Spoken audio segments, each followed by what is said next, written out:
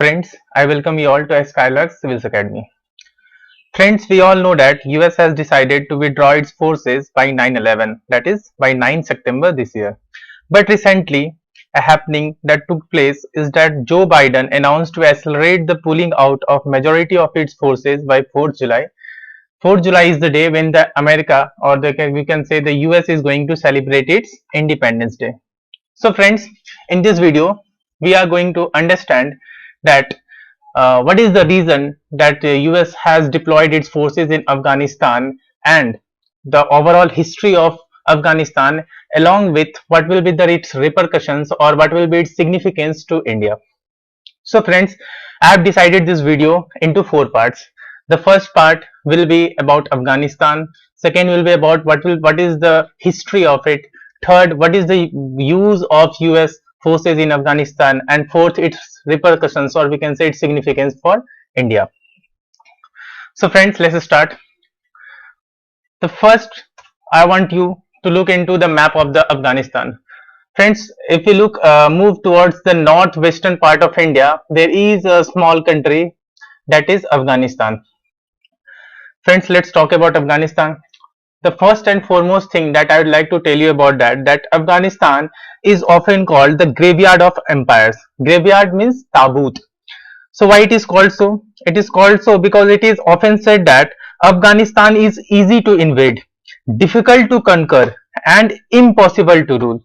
So let us understand why it is said easy to invade. It is called easy to invade because since it lies in the crossroads of Central Asia, South Asia and Europe. So there are several empires who have always wanted to conquer this area, because once an empire used to conquer this this place, it is often going to take over control over this whole region. That is why there have been many empires who have always tried to take over this place. Second, it is said that it is difficult to conquer. Why it is difficult to conquer? It is difficult to conquer because the terrain of the Afghanistan is so rough. Friends, अगर हम लोग अफगानिस्तान की यदि हम लोग train को देखें, जैसे आप इस मैप में देख सकते हैं, तो इसकी जो मेजॉरिटी पोर्शन है वो बहुत ही हिली एरिया है और बर्फ से ढकी होती है. तो हिली एरिया जो होती है वो गुरिल्ला वॉरफेयर के लिए बहुत अच्छा होता है, और जहां पर लोग गुरिल्ला वॉरफेयर में बहुत ही निपुण होते हैं वहां पर उस एरिया को कंकन करना एक्चुअली बहुत डिफिकल्ट होता है. That is the reason it is said that it is difficult to conquer and finally impossible to rule. Now why it is said that? It is said that because Afghans, the tribals of Afghanistan are so pleased to freedom. Actually क्या है कि वहां के जो tribals है अफगानिस्तान में, वो किसी के अधीन उन्हें रहना पसंद नहीं है. वो हमेशा एक लोकल सेल्फ गवर्नमेंट को पसंद करते हैं. वो चाहते हैं कि उनकी जो कस्टम्स है, उनकी जो रिचुअल्स है, उनकी जो कल्चर, वो उसके अनुसार डिटरमाइंड हो. वो किसी भी या अफगानिस्तान, यहाँ तक कि अफगानिस्तान गवर्नमेंट जो भी है वो उसके भी अंदर नहीं रहना चाहते. वो चाहते हैं कि that they should be a free nomad, nomad type के वो ट्राइबल्स होना चाहते हैं जहां पर कोई रूल ना हो और वो खुद से सेल्फ गवर्नड हो. Now friends, I would like to look you into this picture. इस पिक्चर में हम क्या देख सकते हैं? इस पिक्चर में हम देख सकते हैं कि जो अफगानिस्तान है वहां मेजोरिटी 3 टाइप के एथनिक ग्रुप्स है. पहला पश्तून्स, दूसरा तजिक और तीसरा हजारा. पश्तून्स की जो पॉपुलेशन है वो 42% है, तजिक्स 27% है और हजारा जो है वो 8% है. फ्रेंड्स, इस मैप में आप जो सदर्न पार्ट को अगर देखें तो वो ग्रीन कलर से, ज्यादातर लाइट ग्रीन कलर से जो कलर्ड है वो एरिया पश्तून मेजोरिटी एरियाज है. फ्रेंड्स, अगर आपको पता हो तो जो पश्तून एरियाज है, ब्रिटिशर्स ने इस पश्तून एरिया को 2 भाग में बांट दिया through Durand line. Durand line के थ्रू उन्होंने क्या किया, जो अफगानिस्तान के पश्तून है उनको और जो पाकिस्तान के पश्तून है उनको 2 भागों में बांट दिया. इसलिए किया ताकि ये पश्तून कभी कंसोलिडेटेड ना रह सके और इनका पावर इतना ज्यादा ना हो सके कि वो इस एरिया को एक अच्छे तरीके से रूल कर सके. इसलिए उन्होंने हमेशा हर जगह उन्होंने डिवाइड एंड रूल पॉलिसी खेला. उन्होंने इंडिया का मैप ऐसा तोड़ा जहां इंडिया पाकिस्तान में हमेशा प्रॉब्लम्स हो. आप इजराइल में देख सकते हैं, उन्होंने इजराइल का मैप को ऐसा तोड़ा कि यहाँ इजराइल और पैलेस्टीन में कभी विवाद ना सुलझ सके, और सेम चीज उन्होंने यहाँ पर पश्तून्स के साथ किया. इसके अलावा यदि हम नीचे देखें तो सबसे टॉप में जो एरिया है वो तजिकिस्तान वाली एरिया है. ठीक है, जो लगती है वहां पर तजक्स के जो एथनिक ग्रुप्स है वहां मेजोरिटी रहते हैं, और जो सेडेड पोर्शन है वहां पर हजाराज रहते हैं। अब हम मूव करते हैं अपने नेक्स्ट स्लाइड में। आप यहां पर देख सकते हैं फ्रेंड्स कि एक्चुअली फ्रेंड्स एक बहुत बड़ी क्वेश्चन है जो मैंने बहुत लोग बोलते हैं कि आखिर ये जो टेररिस्ट ग्रुप्स हैं अफगानिस्तान में, उनके पास फंडिंग कहां से आती है। फ्रेंड्स मैं यहां पर छोटी सी कोई कंसेप्ट क्लियर कर दूं। अफगानिस्तान के जो टेररिस्ट ग्रुप है, जो तालिबान है, उनकी जो मेजोरिटी सोर्स ऑफ फंडिंग है वो है ओपियम कल्टीवेशन। चरस, गांजा वगैरह का जो अफगानिस्तान है ये सबसे बड़ा कल्टीवेटर, और ये इंटरनेशनल मार्केट में से इलीगली बेचते हैं और बहुत सारा पैसा कमाते हैं, और इसी से ये आर्म्स एंड एम्यूनिशन खरीदते हैं, जिसके कारण वो पूरे वर्ल्ड में तबाही मचाते हैं। तो ये one of the main reason है जो बहुत लोगों की डाउट है। So friends let's move towards the history of Afghanistan. हम थोड़ा सा हिस्ट्री ऑफ अफगानिस्तान के बारे में जानेंगे ताकि आपका जो कंसेप्ट है वो आप किसी चीजों के लार्जर व्यू में इस चीजों को समझ सके और आपको इजी और अंडरस्टैंडिंग में हो। ठीक है, तो फ्रेंड्स स्टार्ट करते हैं। सबसे पहले 1960s में वहां के एक किंग थे जिनका नाम था जहीर शाह। वो बहुत ही अच्छा किंग था, उन्होंने बहुत सारा मॉडर्न रिफॉर्म्स लाया था अफगानिस्तान में, जैसे कि आप स्क्रीन में देख सकते हैं। यहाँ पर उन्होंने 3 मेजोरिटी जो रिफॉर्म्स उन्होंने लाया था, मेजर रिफॉर्म्स, वो थे election reforms, political rights reforms and women education reforms. Friends आपको बिलीव नहीं होगा, 1960s के टाइम में वहां पर अफगानिस्तान में majority of the people, be it female be it male, वो जो भी 18+ थे, उन्हें इलेक्शन राइट्स थी, जो कि आज के टाइम में नहीं है, क्योंकि आज के टाइम में तालिबान के रूम में वहां शरिया लॉ चलता है। ठीक है, पॉलिटिकल राइट्स, बहुत सारी फीमेल आज भी आपके अफगान के यदि आप पार्लियामेंट में देखे तो कुछ फीमेल्स है, वो किनका देना है, जहीर शाह का ही देना है। और थर्ड, विमेन एजुकेशन में उन्होंने बहुत अच्छा काम किया था अपने टाइम में, लेकिन जस्ट 13 साल के बाद में, उनके कार्यकाल के 13 साल के बाद में, उनका जो कजिन था दाऊद खान, उन्होंने आउटस्टडेड हिम इन 1973। तो दाऊद खान था, एक्चुअली में क्या हुआ कि जो किंग जहीर शाह थे वो उस टाइम अफगानिस्तान से बाहर गए हुए थे। उसी टाइम 1973 में दाऊद खान ने उन्हें बाहर कर दिया और अपने आप को उस देश का प्राइम मिनिस्टर और प्रेसिडेंट घोषित कर दिया।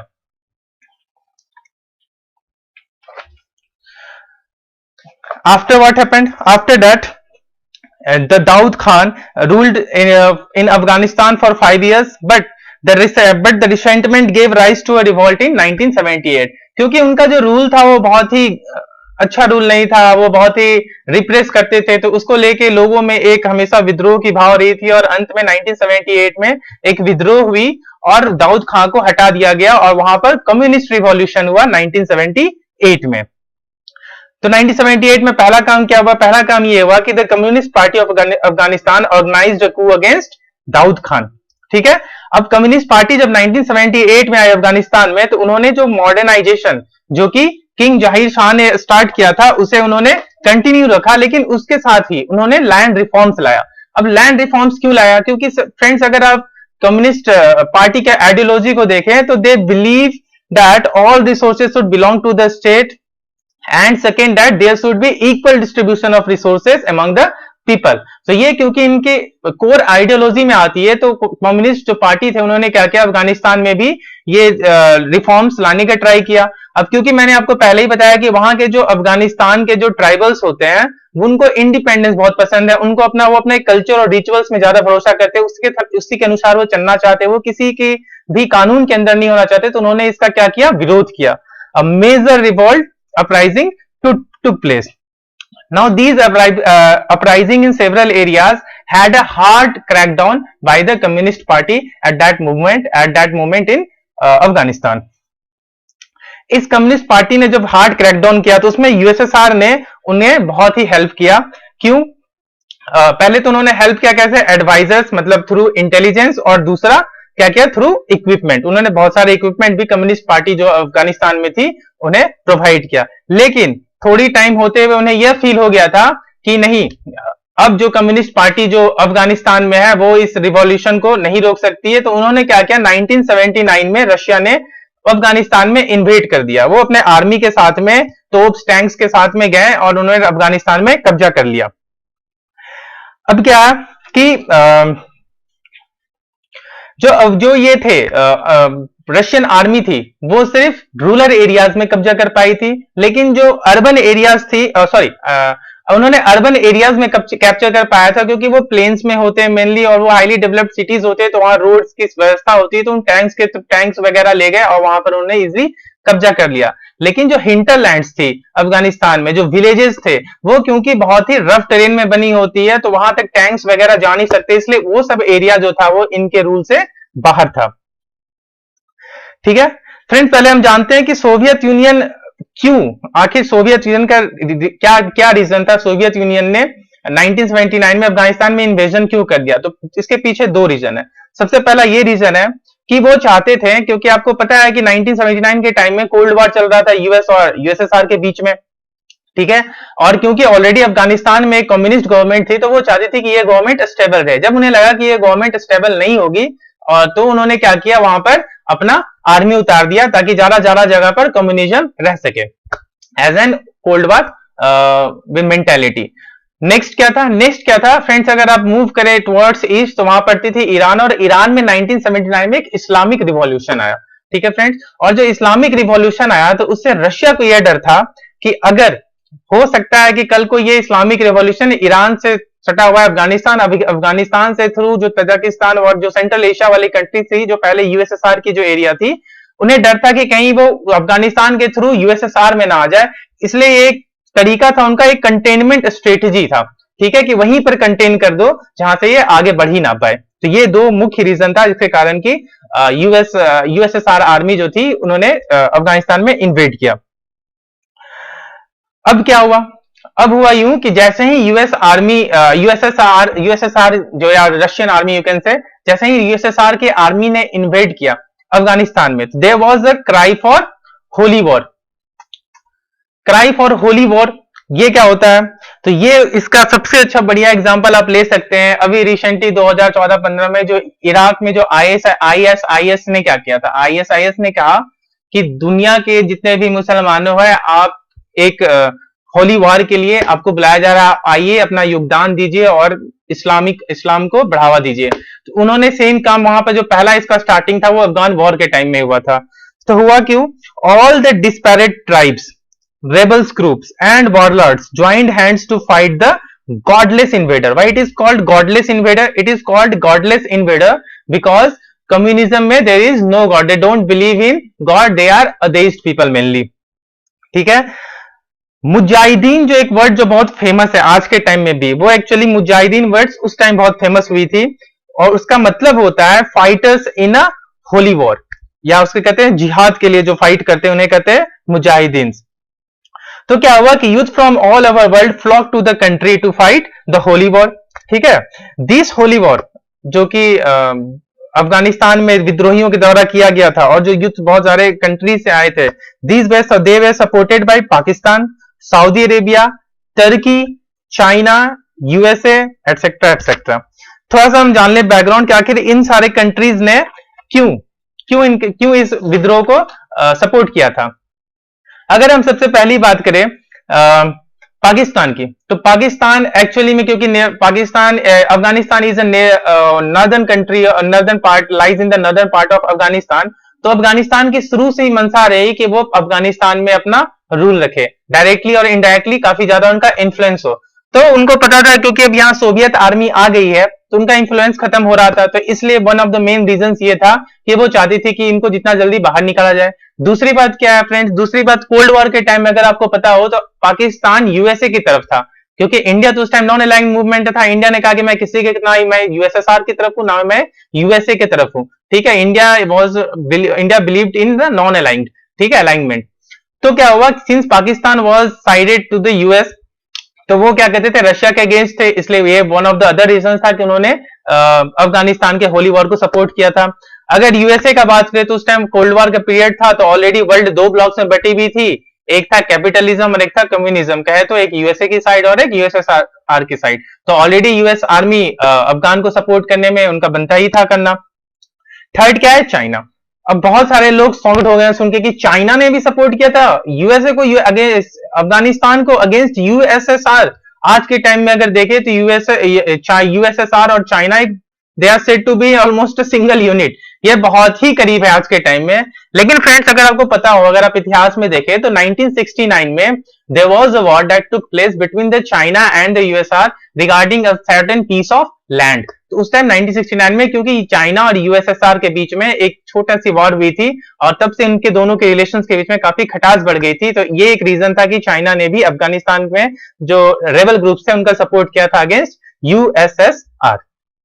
ठीक है फ्रेंड्स, बाकी जो टर्की, सऊदी अरेबिया, इनका जो कनेक्शन था सपोर्ट करने का वो था वन एंड ओनली वन, इस्लाम। ठीक है।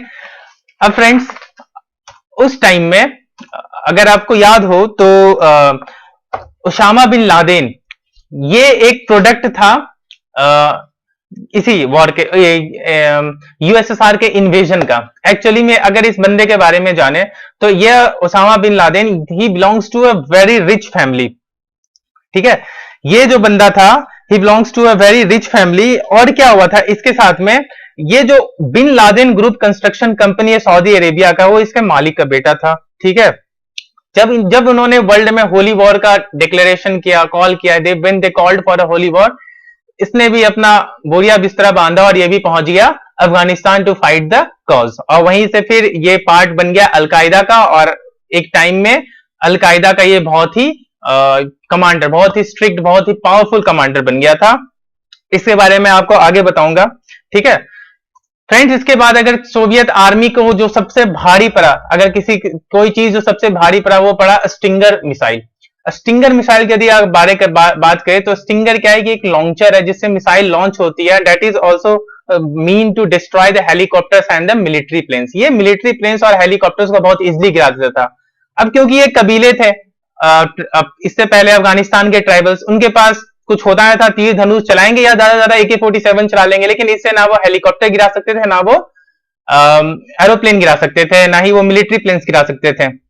तो यूएसए ने इन्हें क्या किया, यूएसए ने इन्हें स्ट्रिंगर लॉन्चर दे दिया। और एक बार इनके हाथ में स्ट्रिंगर लॉन्चर आ गया तो फिर इन्होंने यूएसएसआर की जो आर्मी थी या सोवियत यूनियन की जो आर्मी थी और नेवी और एयरफोर्स जो थी, सॉरी आर्मी और एयरफोर्स को इन्होंने बहुत ही लॉस पहुंचाया थ्रू दिस स्ट्रिंगर मिसाइल।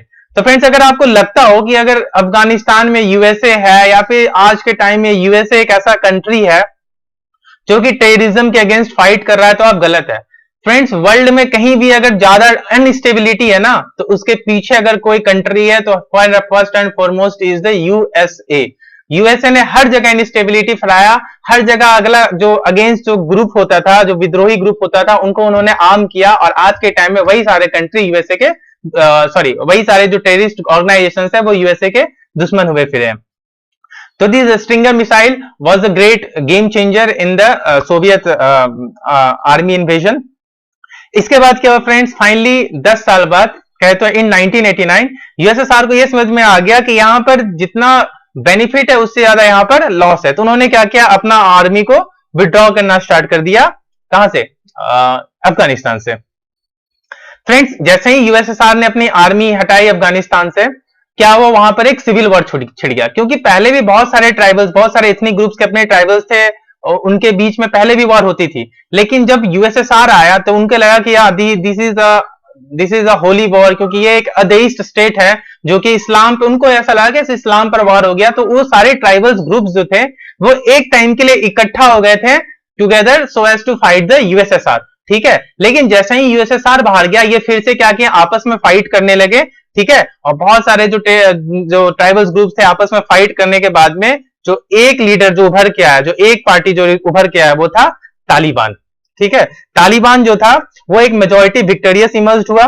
ठीक है, और सेकेंड क्या था, नॉर्दर्न अलायंस। नॉर्दर्न अलायंस वो पार्ट है जो कि मैप में आप देख सकते हैं, जो ग्रीन और जो रेड वाली पोर्शन है वो है नॉर्दर्न अलायंस का, और जो पूरी मेजॉरिटी वाला जो साउथ वाले और मिडिल वाले पोर्शन है वो है तालिबान का।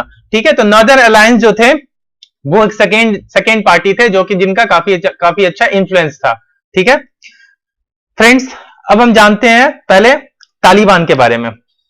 फ्रेंड्स अगर तालिबान की हिस्ट्री के बारे में पता करें तो बहुत सारे सोर्सेज से ये पता चलता है कि जब यूएसएसआर ने अफगानिस्तान में इन्वेड किया था तो उस टाइम बहुत सारे लोग थे, वो जो खास करके वो लोग जो सदर्न साइड में थे, आप मैप में देख सकते हैं अभी भी तालिबान कंट्रोल्ड एरिया वही है।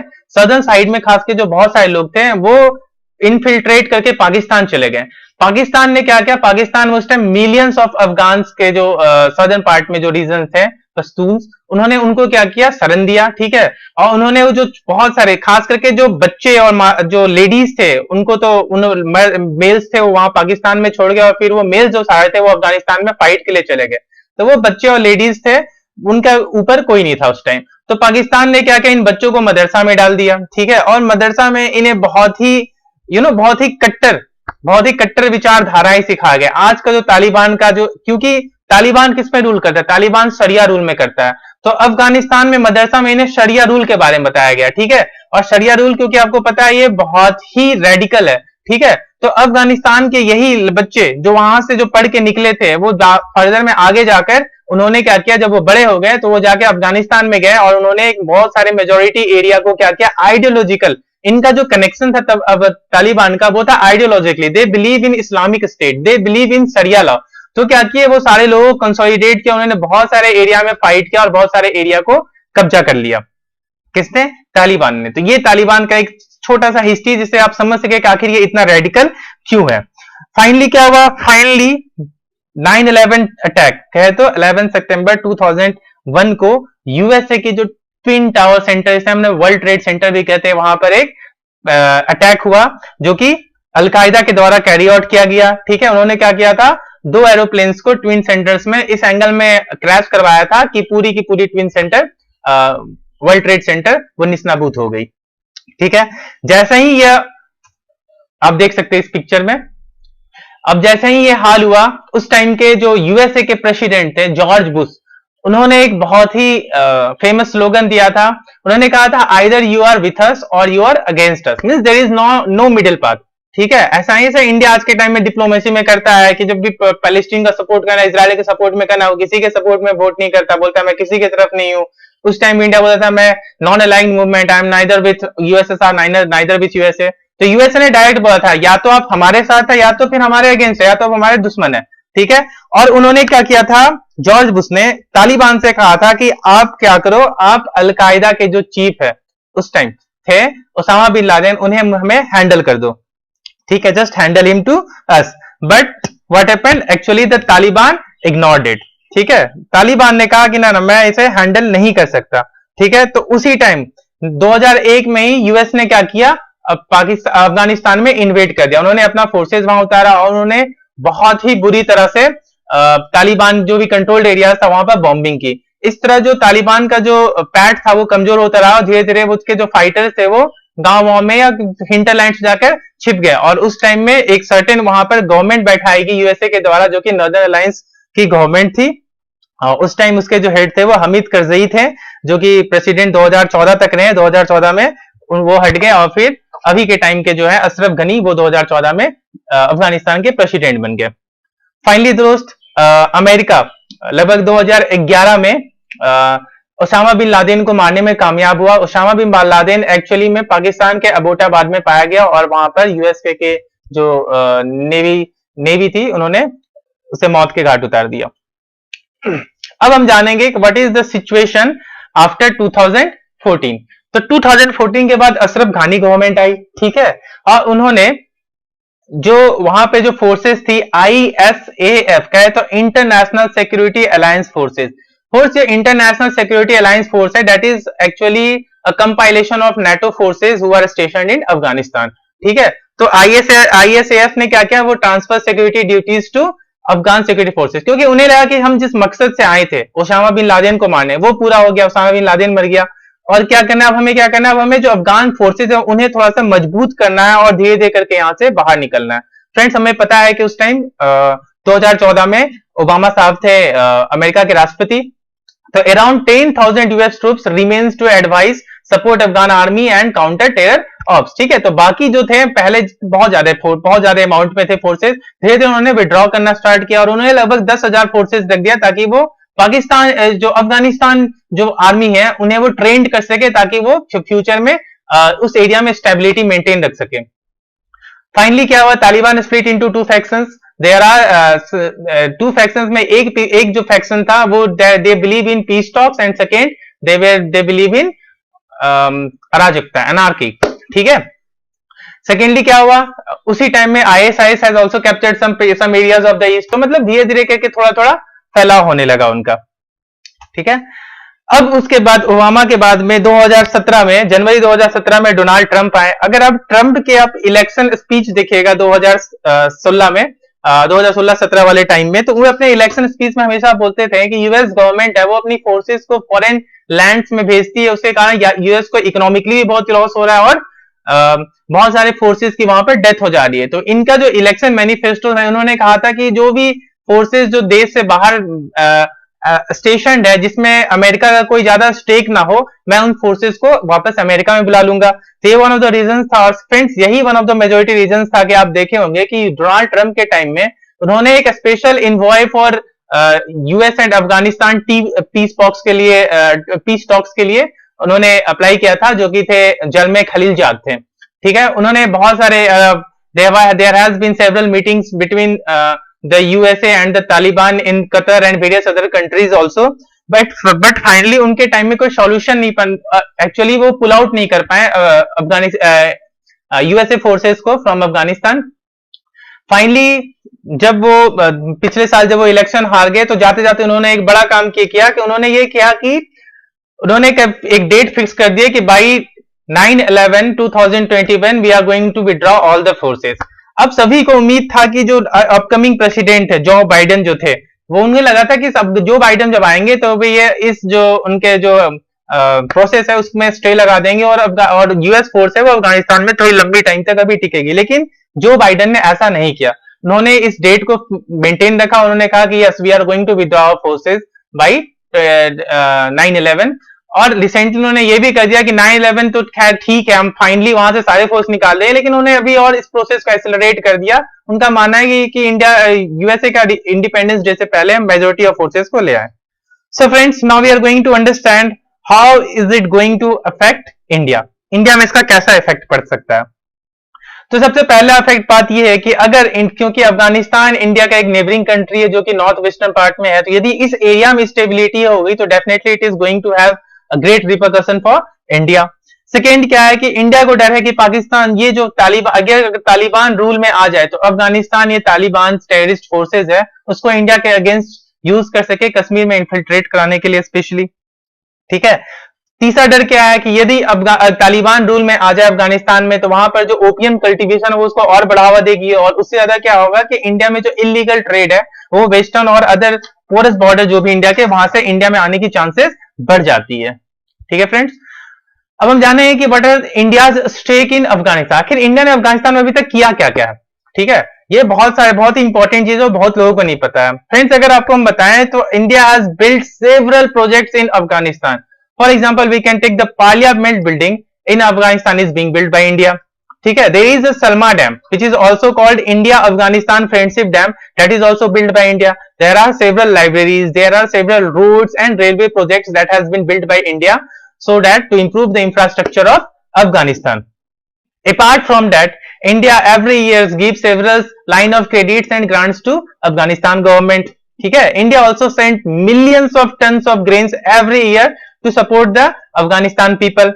इसके अलावा एक बहुत ही इंटरेस्टिंग फैक्ट ये है कि अफगानिस्तान के बहुत सारे डिप्लोमेट और वहां के आर्मी के जो हायर ऑफिशियल्स है वो इंडिया में ट्रेंड होते हैं। फ्रेंड्स, अगर आप कभी IMA इंडियन मिलिट्री एकेडमी के पासिंग आउट परेड देखेंगे तो आपको वहां दिखेगा कि अफगानिस्तान के बहुत सारे फोर्सेस IMA में ट्रेनिंग लेकर बाहर आते हैं।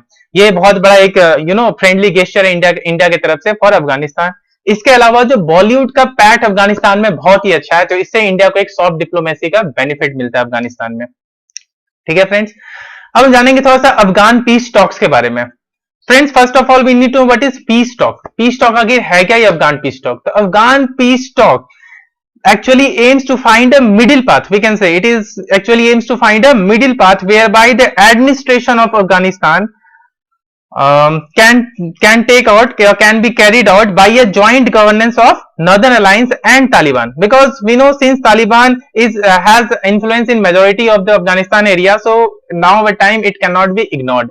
ठीक है, तो ये क्या एक्चुअली में मिडिल पाथ का मतलब होता है कि क्यों ना नॉर्दर्न अलायंस में जो हमीद करजाई की जो अभी गवर्नमेंट है वो और तालिबान मिलकर गवर्नेंस करें। ठीक है, क्योंकि तालिबान की बहुत सारे एरिया में काफी इन्फ्लुएंस है, तो बनता है कि उन्हें भी एक बार चांस दिया जाए। अब फ्रेंड्स कि यहां पर पाकिस्तान का क्या रोल है। फ्रेंड्स पाकिस्तान अपने आप को इस पीस टॉक में एक मीडिएटर की तरह प्रोजेक्ट करता है। क्यों ऐसा करता है? पहली बात तो ये है कि वो अमेरिका का इन्फ्लुएंस चाहता है, वो चाहता है कि अमेरिका का ध्यान रहे हमेशा पाकिस्तान की तरफ। रिसेंटली आपको पता होगा कि डोनाल्ड ट्रंप ने अपने टाइम में जो भी सिक्योरिटी पर्पज से जो भी पैसे दिए जाते थे उनके द्वारा से जो भी ग्रांट्स दिए जाते थे पाकिस्तान को, उन्होंने ब्लॉक कर दिया। और पाकिस्तान को ऐसा उम्मीद था कि जो बाइडेन आएंगे तो वो ग्रांट्स को कंटिन्यू करेंगे, लेकिन जो बाइडेन ने भी उस ब्लॉकेट को कंटिन्यू रखा।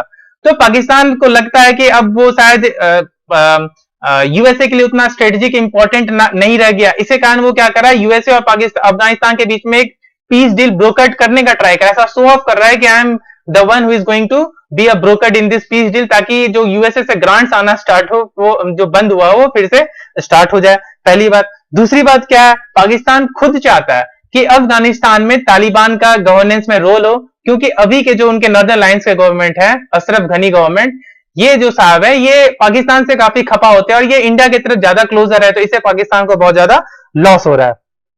ठीक है। अब फ्रेंड हम जानते हैं कि what is India's response to this peace talk. तो फ्रेंड्स अगर अभी तक देखा जाए तो India has not been much involve in this peace talks because first it has always supported that there should be an Afghan-led, Afghan-owned and Afghan-controlled peace talk, due to which India seems to lag behind in asserting the interest properly. ठीक है, India हमेशा बोलता है कि मैं उसी talk का part बनूंगा जो कि अफगान लेड हो, अफगान ओन्ड हो और अफगान कंट्रोल्ड हो, लेकिन क्योंकि दूसरे कंट्री पीस ब्रोकर्ड कर रहे हैं इसलिए इंडिया उसमें ज्यादा एक्टिवली इन्वॉल्व हो नहीं रहा। अगर अफगानिस्तान गवर्नमेंट को चाहिए, खरजई गवर्नमेंट को, तो वो एक्चुअली क्योंकि इंडिया के बहुत क्लोज है, और सॉरी अशरफ गनी गवर्नमेंट क्योंकि वो इंडिया के बहुत क्लोज है, तो हमेशा चाहते हैं कि इंडिया एक मेजोरिटी स्टेक होल्डर हो इन सारे टॉक्स में। लेकिन several countries like Pakistan, China and various other countries, in fact USA ने बहुत पहले के टाइम में बहुत हद तक इंडिया को इग्नोर किया था। तो ये एक इंडिया की बहुत बड़ी फॉरेन पॉलिसी की खामी है कि इंडिया वहां पर एक्टिवली ये नहीं हो पाया, इन्वॉल्व नहीं हो पाया, जिसके कारण इंडिया पीछे रह गया, क्योंकि इंडिया के रियली में बहुत ज्यादा स्टेक्स है यहां पर जो कि इंडिया को क्लेम करना चाहिए था। ठीक है। अब देखिए, अब यहां पर हम लोग के पास दो ऑप्शन बनता है कि क्या एक वे फॉरवर्ड क्या होना चाहिए, क्या हम लोग को यहां पर कहां हम लोग पीछे रह गए, हमें क्या करना चाहिए। तो यहां पर दो ऑप्शंस बनते हैं। अगर यूएसए आर्मी एग्जिट हो जाए तो इंडिया को क्या करना चाहिए, यहां दो ऑप्शंस बनते हैं। पहला, या तो either India should send its boots to Afghanistan, मतलब इंडिया अपने आर्मी को अफगानिस्तान भेजे। फ्रेंड्स ये एक बहुत ही खराब ऑप्शन है, क्योंकि डोनाल्ड ट्रंप पहले अपने टेन्यूर में बहुत बार पूछ चुके हैं कि क्योंकि इंडिया को सबसे ज्यादा प्रॉब्लम है, इंडिया के सबसे नियर है, तो इंडिया को भी अपना सेना भेजना चाहिए, लेकिन इंडिया गवर्नमेंट कभी अपने सेना भेजने के लिए तैयार नहीं हुआ। इसके पीछे बहुत बड़ा रीजन ये है कि सबको पता है कि Afghanistan is a graveyard of empire. जब रशियन आर्मी नहीं टिक पाई, सोवियत यूनियन आर्मी, जब यूएसए की आर्मी नहीं टिक पाई, तो इंडिया क्यों अपना इतना ज्यादा लॉस कराने जाए, क्योंकि वहां ऑलरेडी जो तालिबान फाइटर्स है या वहां के जो ट्राइबल्स है वो बहुत ही सक्षम है गुरिल्ला वॉरफेयर में। दूसरा क्या है, हमारे पास दूसरा ऑप्शन है that we should enhance our border security. कैसे? अब हम जो आर्टिफिशियल इंटेलिजेंस है उसका यूज करें, सैटेलाइट्स का यूज करें, ड्रोन्स का यूज करें, नाइट विजन कैमराज है, और जो प्रॉपर डॉक्यूमेंट मॉनिटरिंग, अदर जो एडवांस टेक्निकल जो हमारे पास जो भी प्रेजेंट है इक्विपमेंट्स, हम उसका यूज करके अपने जो बॉर्डर्स को वो ज्यादा गार्ड करें, ताकि कल को अगर तालिबान आ भी जाए तो अफगानिस्तान के थ्रू वो ज्यादा से ज्यादा बहुत कम से कम इन्फिल्ट्रेट हो सके, या फिर हम ट्राई करें कि पूरी तरह वो से इन्फिल्ट्रेट ना होने दें इंडियन बॉर्डर में। और हम क्या कर सकते हैं, we should keep Afghanistan, we should keep helping Afghanistan through assistance and encourage the value of human rights, freedom of speech etcetera there. ठीक है। तो हम जो अभी जिस प्रकार से अफगानिस्तान को through money, through assistance help करते हैं, we should keep on assisting Afghanistan in the same way. तो फ्रेंड्स यही हमारा वीडियो समाप्त होता है। उम्मीद करता हूं आपको यह वीडियो काफी अच्छा लगा होगा। So friends, thanks.